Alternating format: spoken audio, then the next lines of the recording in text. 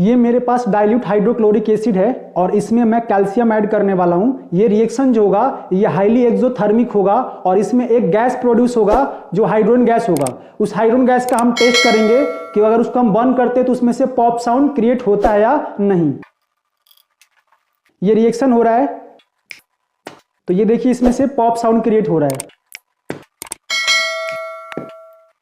यहाँ पे hydrogen gas जैसे ही फायर के कांटेक्ट में आता है ये बहुत ही रैपिडली बर्न होता है जिसकी वजह से पॉप साउंड क्रिएट होता है।